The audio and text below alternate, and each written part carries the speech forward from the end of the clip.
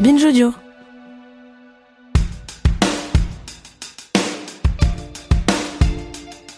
À la fin du printemps 2020, il y a maintenant 6 ans, alors que nous sortions toutes et tous de la très étrange période du confinement et que, peu à peu, un semblant de vie normale se réinstallait, peut-être avez-vous eu, comme moi, si vous aussi vous habitez dans une grande ville, l'impulsion de changer de cadre de vie, de partir habiter près de la mer, à la campagne, plus près d'une nature dont on s'est senti coupé brutalement.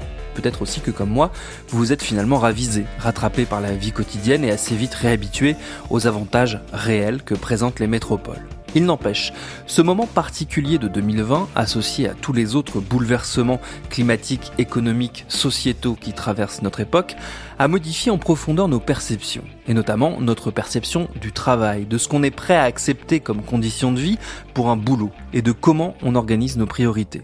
C'est de tout ça dont on va causer dans cet épisode, fabriqué en partenariat avec Attitude Manche, l'agence d'attractivité du département de la Manche. Je suis Thomas Rozek et vous écoutez Programme B.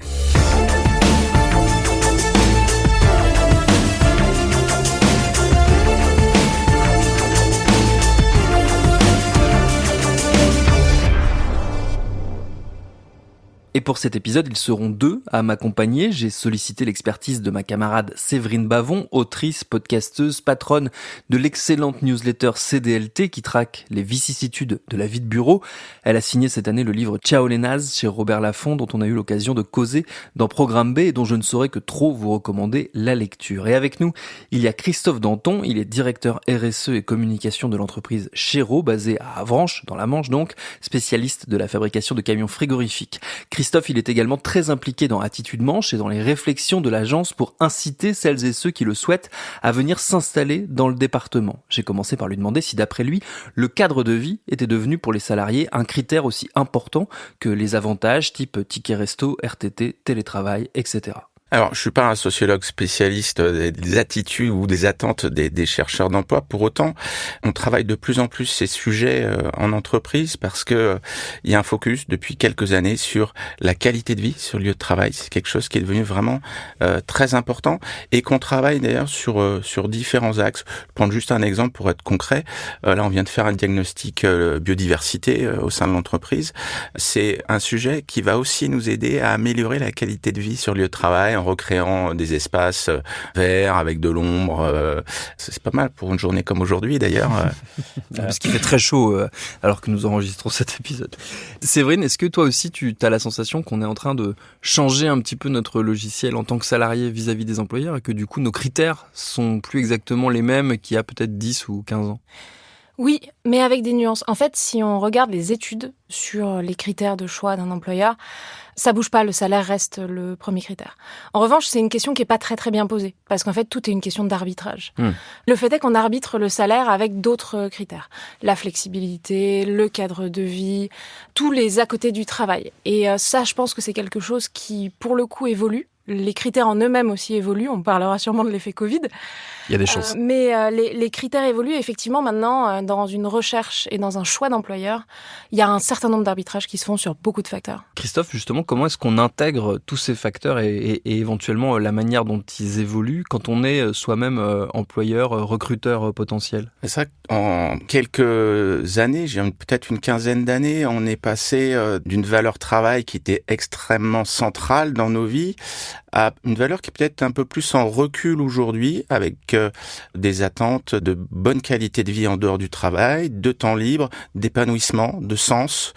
Et c'est tout ça que doit intégrer une entreprise aujourd'hui si elle veut attirer et fidéliser ses collaborateurs. Alors justement, puisqu'on est là pour parler de la Manche, vous l'aurez compris, qu'est-ce qu'ils viennent chercher potentiellement les futurs salariés quand ils viennent spécifiquement dans la Manche ? À quels critères ça répond, ce département ? Ce qu'ils viennent chercher, ça va être propre à chacun parce que c'est un territoire qui est vaste et varié, que ce soit le bocage ou les bords de mer, parce que je dirais que pour moi, il y a plusieurs bords de mer dans le département avec des ambiances et des paysages très différents.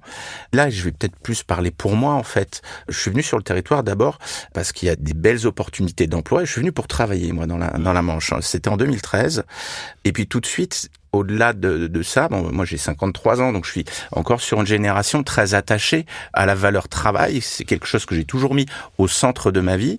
Mais à côté de ça, et on reparlera effectivement peut-être du Covid tout à l'heure, l'effet après Covid, mais je suis aussi très attaché à la qualité de vie qui m'est offerte autour. Et ensuite, on a tous des attraits ou des attaches différentes. Moi, j'aime beaucoup faire du VTT. J'ai des chemins de randonnée à 50 mètres de chez moi. J'aime beaucoup le bord de mer, la voile, la pêche. Voilà. Et c'est un territoire où j'ai tout ça à portée de main. Ces éléments attractifs sont nombreux et peuvent correspondre à énormément d'attentes parce que y a vraiment de quoi faire. Christophe a parlé de génération à l'instant. Je pense que c'est une dynamique qui est très importante dans ce changement de rapport au travail. C'est que nous, qui sommes des quadragénaires fringants, avons plutôt grandi dans l'idée que c'était la crise et que donc il fallait se contenter, être très heureux du travail qu'on nous offrait. Peut-être que c'est un peu en train de changer. Séverine, toi, tu dirais ça ? Ça l'est. Il y a une évolution, alors chez tout le monde, d'une certaine façon, dans le rééquilibrage finalement de la relation au travail. Le travail, d'une certaine façon, c'est une équation. C'est qu'est-ce que je donne, qu'est-ce que je reçois en échange. Et elle a été bouleversée, évidemment, depuis la pandémie, mais pas que, parce qu'en fait, beaucoup de choses sont en train de changer dans notre environnement, dans le climat, dans les formats des familles, dans énormément de choses. Et donc, cette équation a été un petit peu bouleversée. Et quand on demande, je parlais tout à l'heure du salaire comme premier critère, quand Randstad pose cette question à tout le monde, la Gen Z, donc les jeunes travailleurs aujourd'hui, sont les seuls à mettre la qualité de l'environnement de travail avant le salaire. Donc effectivement, il y a des priorisations qui sont différentes dans ces arbitrages-là et effectivement, c'est quelque chose qui est en train d'évoluer à date sur les plus jeunes générations. Et c'est un sujet d'ailleurs de vanne assez récurrent. Enfin, moi, je vois passer des tonnes de contenu, c'est peut-être lié à mon âge. Des tonnes de contenu avec des gens qui se mettent en scène en disant « Ah, quand tu embauches une personne de la Gen Z », et puis donc ça va être la personne qui dit « Bah moi, à 17h, ma journée elle est terminée et je vais faire autre chose ». Il y a vraiment aussi cette image-là de la génération qui met des limites. Voilà. Et c'est ça qui est intéressant, c'est que ces limites sont interprétées comme un désengagement. Alors que quand on leur demande, cette génération-là trouve le travail extrêmement important. Mais elle le trouve pas important en soi. Elle le trouve important pour la vie que ça permet, pour ce que ça leur apprend, pour se réaliser, pour progresser, pour apprendre. Et je pense que c'est là où se passe ce changement-là. Mais c'est vrai que là, on parle des jeunes. Je pense qu'on peut tous ressentir quelque chose comme ça chez nous aussi. Le travail n'est plus seulement une fin en soi et finalement une part d'un tout qui construit la vie qu'on a envie de se construire, quoi. Vous la percevez aussi, Christophe, cette dimension générationnelle qu'on décrivait à l'instant ? Oui, et c'est très vrai. On peut se poser la question, mais est-ce qu'ils sont aussi engagés qu'on a pu l'être ? Et en fait, c'est à nous, employeurs, de trouver les critères qui vont les engager. On parlait de qualité de vie sur le lieu de travail tout à l'heure, mais il y a aussi le sens, les valeurs de l'entreprise. Est-ce que on se reconnaît dans les valeurs ? Est-ce que ce que je fais, c'est utile ? Tous ces aspects-là, en fait, viennent compléter l'offre employeur, je dirais. Et effectivement, on vient plus travailler pour un salaire, ni même pour des possibilités d'évolution de carrière. On vient travailler aujourd'hui plus pour est-ce que mon métier a du sens, est-ce que je m'épanouis, est-ce que je grandis. Et c'est important pour nous, si on veut garder notamment les jeunes chez nous, que de leur proposer un cadre global. Et c'est pour ça que nous, en tant qu'entreprise, on travaille et on s'investit beaucoup dans Attitude Manche, parce que ce qu'on cherche, c'est à travailler une offre globale. Une offre où on va montrer que sur le territoire, il y a des entreprises dynamiques qui ont des beaux postes à proposer. Il n'y a pas qu'à Paris qu'il y a des beaux postes. Et en parallèle de ça, en termes de qualité de vie, je reviens sur ce que je disais tout à l'heure, il y a vraiment pléthore de choix, que ce soit via le tissu associatif, via le territoire en lui-même, via les infrastructures. Et donc, on peut vraiment arriver à trouver une vie épanouissante. Finalement, c'est ça qu'on cherche. Pour en rester un petit peu sur les profils des gens qui viennent justement dans la Manche, c'est quoi les profils ? Parce que Christophe, je crois que vous n'êtes pas natif de la Manche. Est-ce que c'est des natifs qui reviennent ou est-ce que c'est des gens qui, venant de partout, sont attirés par justement ces différents cadres de vie que ça propose ? Alors, on peut prendre le mot profil sous plusieurs axes. Sur l'axe d'où je viens, effectivement, assez naturellement, on va retrouver des jeunes qui ont quitté le territoire pour leurs études et qui, à un moment donné, se disent quand même, on est bien chez nous. Et puis, il y a la possibilité de trouver des postes intéressants, donc je fais le choix de revenir. Un autre axe, c'est à quel endroit je suis de ma vie et quelles sont mes attentes et comment évoluent mes attentes. Si je reprends encore mon cas personnel, parce que c'est le seul que je connaisse finalement vraiment bien, j'ai été ravi d'être sur Paris pendant 9 ans. Voilà, je commençais, jeune cadre, je pouvais bouger facilement le week-end. Quand on est à Paris, en fait, on est proche de tout. Enfin, j'ai bien profité des avantages de Paris. Et puis, au bout d'un moment, j'ai eu envie d'autre chose, d'une autre qualité de vie. Mes attentes ont aussi changé. Et puis, il y a encore un axe encore différent, c'est quels sont mes moyens ? Quels sont mes moyens et quelle est la vie sociale qui va avec ? Parce ce qu'on se rend compte, c'est que c'est plutôt des cadres qui sont mobiles. Nous, on n'arrive pas à recruter des opérateurs de production où c'est extrêmement difficile d'autres régions. Parce que, déjà, bouger, ça coûte cher. Ça implique beaucoup de changements. Se pose souvent l'emploi du conjoint. Et l'emploi du conjoint, se dire on déménage et puis on verra sur place pour trouver l'emploi. Quand on a un salaire de cadre pour la famille, c'est plus facile que quand on a un salaire d'ouvrier. Nous, on est une entreprise, on est un industriel, on a besoin de cadres, mais on a aussi besoin beaucoup d'opérateurs de production. Et tout le travail qu'on fait avec Attitude Manche, c'est extrêmement positif pour attirer des cadres de l'extérieur. C'est extrêmement positif pour aussi, notamment avec le label employeur qu'on a lancé, se remettre en question, fidéliser les collaborateurs, attirer des collaborateurs qui sont déjà sur le territoire. Quand bien même on fait tout ça, pour le public d'ouvriers, opérateurs de production dans d'autres régions où il y a du chômage, où les gens recherchent, parce que chez nous, il n'y a pas de chômage, on est à 4,5, pour autant, on n'arrive pas à les faire venir. Donc, ça veut dire qu'on a encore du travail à faire pour arriver à régler cet aspect-là. Mais qui est parfaitement logique, c'est facile de faire le saut quand on a les moyens de le faire. Oui, c'est ce qu'on en parlait, Séverine, en préparant cet épisode. On se disait qu'effectivement, ça correspond plus à un rêve de cadre de profession CSP+, de se dire, je vais tout plaquer pour aller vivre au bord de la mer, pour aller télétravailler à Marseille, ou etc., ce genre de choses. Est-ce que ça aussi, ça a du mal à bouger ? C'est vrai que pour les cadres des grandes villes, dire qu'on va partir, c'est un peu un classique. C'est vraiment une donnée de base.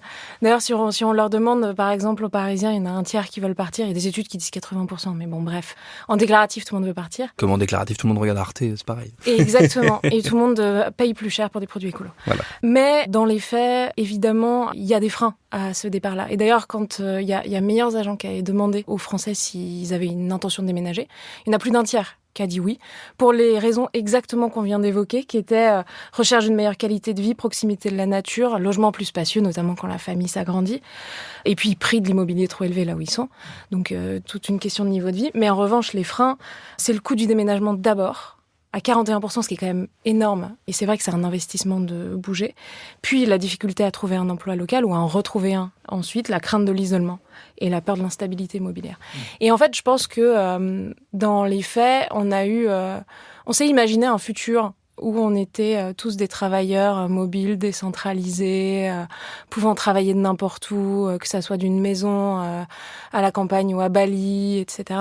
Et le fait est que tout ça se heurte un tout petit peu quand même à un principe de réalité. Tout le monde voit aussi autour de soi des expériences qui n'ont pas forcément bien marché. Justement, post-Covid, quand des personnes sont parties en se disant que la vie pendant le confinement à la campagne était super, et puis ils se sont rendus compte que c'était pas nécessairement la même, et qu'ils n'avaient pas pensé leur projet, ou des personnes qui sont parties aider d'un télétravail et qui ont du mal à retrouver ensuite. Et donc c'est pour ça que c'est important d'avoir une réflexion qui est plus globale. Je pense qu'aujourd'hui, on arrive à une forme de maturité sur ces questions-là, même si tous les cadres disent qu'ils ont envie de partir.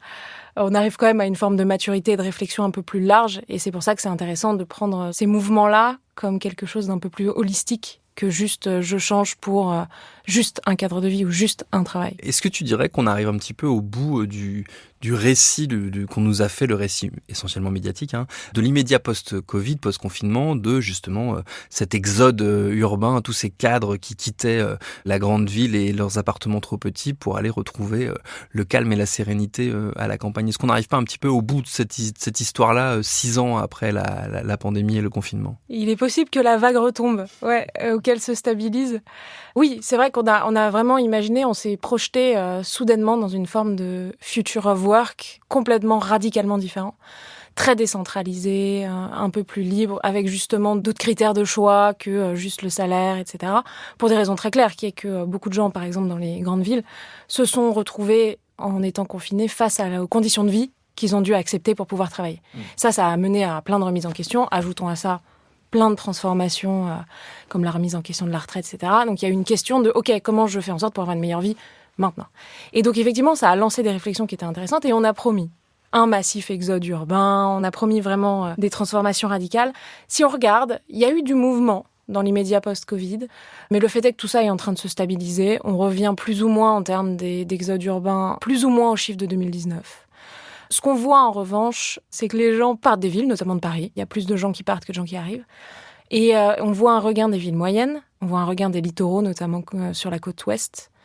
Donc il y a des mouvements, mais qui sont pas radicalement différents de ceux qui avaient été amorcés avant. On a juste eu un petit coup d'accélérateur, en réalité. Et là, on est en train d'atteindre une forme de nouveau normal. Ajoutons que les entreprises modifient plus leur politique de télétravail. On s'est plus ou moins stabilisé selon les boîtes autour de 1-2 jours télétravaillés. Donc voilà, il y a plus de... Le mouvement s'est apaisé, on va dire. Cette période aussi de confinement qu'on évoquait, elle a actionné un autre levier qu'on évoquait un peu plus tôt, qui est celui du sens. Je pense que ça a pas mal joué sur pas mal de salariés de se poser la question à quoi sert mon métier, à quelle utilité sociale j'ai, à quel besoin je réponds éventuellement dans la société. Vous, Christophe, vous l'avez vécu assez concrètement dans l'entreprise, puisque pour le coup, vos salariés ont continué à travailler, puisque le transport frigorifique faisait partie des activités essentielles.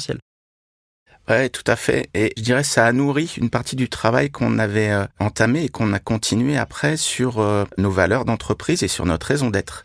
Si on creuse un petit peu notre activité, alors oui, on fabrique des véhicules frigorifiques, mais in fine, sans nos produits, vous avez un aliment sur 2 qui est dans votre réfrigérateur qui n'est pas là. On fait quelque chose qui est essentiel pour l'alimentation et aussi pour la santé, puisque c'est pareil pour les produits de santé. Et donc ça, on l'a aussi mis en avant vis-à-vis de nos collaborateurs, vis-à-vis aussi de nos parties prenantes extérieures, parce que c'est quelque chose d'important à souligner, et je dirais même aussi important après que nos valeurs alors nous on a appelé ça préserver nos écosystèmes, parce que on pense qu'une entreprise ça sert pas qu'à gagner de l'argent, ça a un sens, ça doit avoir un rôle, et ça doit avoir un rôle et sociétal et pour l'humain, mais aussi pour l'environnement qui en a bien besoin. Quand on voit à quelle vitesse on dépasse les limites planétaires, on travaille vraiment ces aspects-là. Et du coup, ce qu'on essaie d'apporter à nos collaborateurs, c'est le sens de ce que je fabrique et le sens de en quoi mon entreprise est engagée pour que le monde soit un peu meilleur, et notamment tout l'aspect environnemental. Et ça, même pour moi, à titre personnel, c'est vraiment quelque chose de très important. Et je ne pourrais pas, aujourd'hui, travailler pour une entreprise dont le but n'est que de gagner de l'argent. Ça n'aurait aucun sens pour moi, quand bien même je serais payé double. J'ai une question là-dessus, qui est que le monde de l'entreprise a souvent tendance à fonctionner sur plutôt du court terme. Et ce dont on est en train de se parler là, qui est de l'investissement sur la qualité de vie, l'environnement, le travail sur les valeurs et le sens, c'est plutôt de l'investissement de long terme. Qu'est-ce que vous répondez, vous, quand vous retrouvez face à des entreprises ou des dirigeants qui voient ça avant tout comme un coût et qui ont du mal à voir finalement l'intérêt de ce travail-là un peu plus global sur la qualité de vie? Alors, je vais surtout pas être donneur de leçons, mais plutôt donner envie à travers l'exemple. Je parlais de notions environnementales tout à l'heure. Tous nos collaborateurs, ils ont fait la fresque du climat. On a une équipe de 12 fresqueurs au sein de l'entreprise. Là, après la fresque, on est en train d'embrayer. On a à peu près 25% là, des collaborateurs sur l'atelier 2 tonnes pour voir comment on va plus loin et on acte des solutions de décarbonation au sein de l'entreprise. Donc c'est ce genre d'investissement qu'on fait. On sait que ça, à court terme, ça rapporte pas grand-chose. Mais 1, c'est en lien avec nos valeurs. Et 2, on sait qu'à long terme, ça va nous rapporter beaucoup plus que ce qu'on a investi au départ. Puis on en a besoin, quoi. On a besoin que, à un moment donné, on arrête de regarder la planète comme des ressources inépuisables qu'on prend, et puis on se soucie pas de ce que ça devient. Donc c'est beaucoup d'initiatives qui sont faites pour le long terme, qui donnent du sens à nos collaborateurs, parce que bosser dans une boîte qui cherche à être vertueuse, c'est quand même plus intéressant que le contraire. On essaie de montrer ce qu'on fait, mais on va pas dire aux autres il faut faire. Et je vous invite, si vous le voulez, à aller voir les rapports RSE de Chéreau. On est transparent sur qu'est-ce qu'on arrive à faire, qu'est-ce qu'on n'arrive pas, sur quoi on bute. Et je vais vous donner un autre exemple. La semaine dernière, on est en LBO, nous. Donc, on a des actionnaires qui changent tous les 5-6 ans. Précision rapide, le LBO, c'est le leverage buyout ou le rachat avec effet de levier. En très résumé, c'est un montage financier qui permet d'acheter une entreprise via une société holding, généralement financée par des fonds d'investissement qui peuvent changer assez régulièrement. On a réuni la semaine dernière l'ensemble des responsables RSE de nos fonds. et notamment pour aborder un sujet clé qui est comment on concilie leur court terme financier et notre long terme. Et c'est super intéressant. Et en fait, on a tous envie humainement d'aller dans la même direction. Après, c'est comment on le fait. On n'a pas encore toutes les solutions. On en est aux prémices, mais c'est en train de bouger de manière extrêmement forte, et notamment du côté de la finance. Et donc, je pense que ça va dans le bon sens. Ça prendra un peu de temps.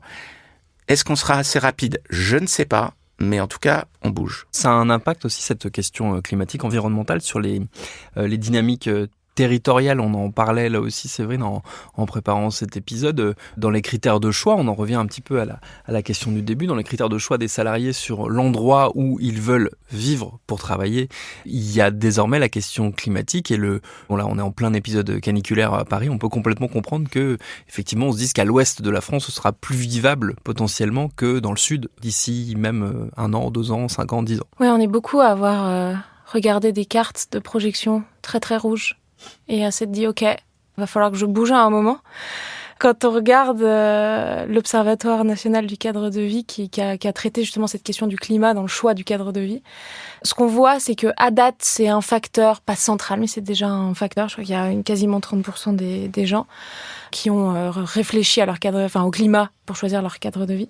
Et ils disent que pour l'avenir, en revanche, ces mêmes personnes disent à l'avenir, c'est plus de 55% des gens qui vont le prendre en compte. On a tous bien conscience que ça va pas être possible de vivre dans certains endroits de façon aussi confortable que ça l'est aujourd'hui. Déjà que ça l'est moyennement. Donc en fait, ça devient de plus en plus un critère dans le choix d'une destination. Et je pense une des explications pour lesquelles le littoral ouest est si attirant pour les personnes qui sont en quête de changement de région. D'après vous, Christophe, ça joue aussi dans le potentiel d'attractivité de la Manche, le fait que climatiquement, ce sera peut-être un des endroits les plus vivables en France d'ici une dizaine d'années? Alors je pense que ça a joué jusque-là plutôt négativement, parce que la plupart du temps, quand il y a une perturbation qui arrive sur la France à la météo, on dit une nouvelle perturbation qui arrive par la Manche. Évidemment. Et il y a donc cette confusion entre la mer, la Manche et le département. Au-delà de l'anecdote, c'est vrai que, cela dit, ça joue parce que on va pas forcément faire partie des territoires qui, top of mind, vont arriver à dire je veux vivre là. Alors que dans la réalité, il y a un tissu économique qui est dynamique, il y a un territoire qui est, encore une fois, je leur dis, très diversifié, qui est beau. Alors certes, des fois, il pleut, ok. En fait, on apprend aussi à vivre sur ce territoire comme il est, parce qu'il offre tellement que moi j'aime autant aller me promener même en bord de mer sous la pluie que quand il y a du soleil. Après on rentre, on se met devant la cheminée avec un bon chocolat chaud. Voilà, c'est d'autres plaisirs. Demain, effectivement, le côté un peu fraîcheur, peut-être que on aura envie de le retrouver un peu plus et être en tout cas dans des conditions qui permettent de vivre de manière plus agréable, quoi. Plus je précise, le coût d'une maison à la campagne, j'habite à la campagne pour le coup, c'est le prix d'un 20 mètres carrés à Paris. Pour avoir une belle maison. Ça fait rêver. Bon alors, mettons qu'on se dise, là, ça y est, vous nous avez convaincus, Christophe, Séverine et moi, on part l'un et l'autre pour la Manche. Le problème, c'est qu'on connaît personne sur place, qu'on n'a aucune idée des quartiers, des écoles. Moi, j'ai des enfants, il faut que je pense à toutes ces choses-là, de ce qu'il faut avoir en tête en arrivant là-bas. C'est quoi un peu les choses à faire, les premiers pas, les premières étapes? Je dirais de se signaler sur le site d'Attitude Manche pour dire voilà, je veux venir. Il y a tout un système d'accueil. C'est vraiment quelque chose de complet. C'est-à-dire, on fait pas juste dire notre territoire il est super, venez. On a tout un dispositif d'accueil, d'intégration au territoire. C'est vraiment un accompagnement en fait à l'arrivée sur le territoire pour aider à trouver un logement, pour aider à trouver l'emploi du conjoint, pour aider à trouver les écoles, etc. Et donc c'est un vrai service, je dirais, global, parce que la vocation de l'agence, qui s'est dotée d'une raison d'être cette année, c'est vraiment d'accompagner à la fois l'attractivité, mais aussi toute la qualité de vie sur le territoire, et savoir accueillir et aider une famille à s'installer, ça fait partie aussi des éléments de qualité de vie. On a organisé avec l'agence des week-ends pour des personnes qui ne connaissaient pas le territoire, qui hésitaient à venir, et on les invitait un week-end pour découvrir. Ça se fait beaucoup aussi pour les personnels de santé, puisque comme beaucoup de territoires, on peut avoir des difficultés pour recruter, faire venir des personnels de santé. Or, la santé, santé, c'est un des piliers de la qualité de vie sur le territoire. Et aujourd'hui, là, on voit les premiers aboutissements de ces démarches, puisque l'année dernière, on était en solde positif en termes de médecins sur le territoire. C'est-à-dire qu'il y a eu plus d'arrivées que de départs. Et ça, c'est vraiment extrêmement encourageant parce que ça montre que tout ce qu'on a entrepris comme action, c'est du long terme, mais voilà, ça commence à payer. De même que demain, j'espère qu'on verra le même type de résultat sur le label entreprise engagée pour le bien vivre dans la Manche, où là, nous, on dit entreprise, on s'engage sur un certain nombre de critères pour améliorer la qualité de vie, améliorer notre impact environnemental, améliorer l'équilibre vie pro, vie perso, améliorer aussi notre engagement auprès du territoire. Et donc, on peut postuler à ce label qui est payant, pour lequel on est audité. On répond à 72 questions, mais derrière, on a la CCI qui vient pendant une matinée pour vérifier que les réponses sont honnêtes. C'est un label en plus qu'on n'a pas à vie, puisque on l'a pour renouveler tous les 3 ans. Ouais. Là, on est 11 premières entreprises à être labellisées, et puis il y en a 25 là qui sont dans le cours du process, et on veut à travers ça montrer que en fait, entreprise et territoire, c'est un package commun. Ça marche ensemble. On travaille dans une entreprise, on vit sur un territoire. L'entreprise elle-même vit sur un territoire. Et donc, c'est très important que ça matche ensemble. Et si je prends ma casquette là, entreprise, je suis vraiment très heureux de ce travail qu'on arrive à faire avec Attitude Manche, parce que ça crée une dynamique collective avec un vrai fond. C'est pas juste je mets un label sur ma vitrine, et ça a pas de sens quoi. Donc voilà, on essaie de faire des choses qui ont du fond, et une fois que le fond est solide, on peut communiquer dessus, et c'est ce qu'on est en train de faire maintenant dans cette nouvelle phase par rapport à ce projet de label employeur. T'es convaincu, Séverine? C'est bon? Let's go. T'es prête à déménager? Let's go, j'adore Super. les huîtres. Magnifique. Ah ouais, elles sont top en plus. Et par contre, pour la restitution du Mont-Saint-Michel, on s'arrange comment, Christophe? Alors, il y a juste un truc, c'est qu'il faut pas qu'on le bouge, parce que je le vois de chez moi.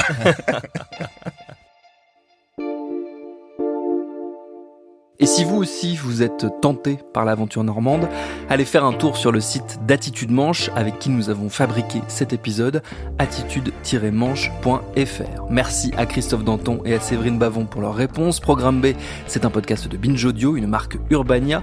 Cet épisode a été préparé par Alban Philly et Charlotte Bex, réalisé par Jude Rigaud. Tous nos épisodes, les anciens comme les nouveaux, sont à retrouver sur toutes vos applis de podcast préférés. Cherchez-nous sur Internet si vous voulez nous parler, et à très vite pour un nouvel épisode.